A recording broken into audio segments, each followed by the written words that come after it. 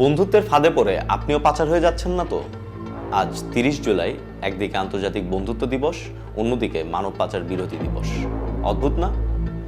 যে বন্ধুত্ব জীবনে ভরসা এনে দেয়, সেই ভরসাতেই অনেকের জীবন নরকে পরিণত হয়।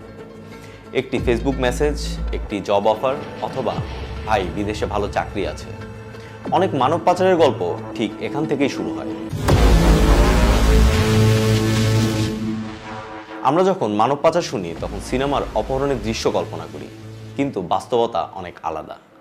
বেশিরভাগ ক্ষেত্রে কাউকে বন্দুক দেখিয়ে নয়, বিশ্বাস দেখিয়ে ফাঁদে ফেলা হয়।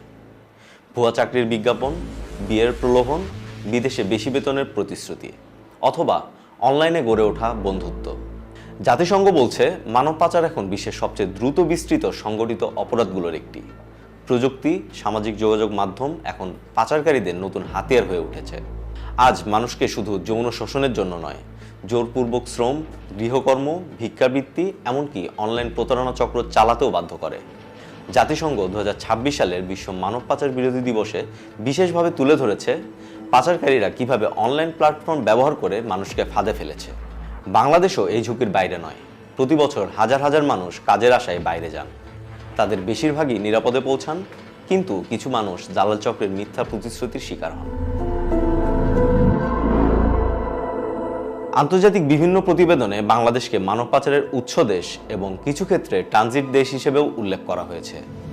যুক্তরাষ্ট্রের ট্রাফিকিং ইন পারসন রিপোর্টে বাংলাদেশ টায়ার 2-তে রয়েছে, অর্থাৎ অগ্রগতি হয়েছে, কিন্তু এখনো বড় চ্যালেঞ্জ রয়ে গেছে। তাই সচেতন হওয়া শুধু সরকারের দায়িত্ব নয়, আমাদের।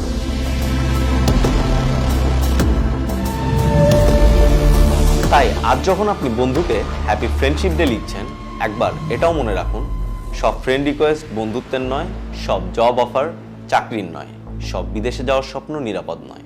কারণ মানব পাচারের গল্প শুধু অপহরণ দিয়ে নয়, বিশ্বাস দিয়েও শুরু হয়। আর সচেতনতাই পারে সেই বিশ্বাসকে নিরাপদে রাখতে। এমন কোনো অভিজ্ঞতা থাকলে কমেন্টে জানাবেন।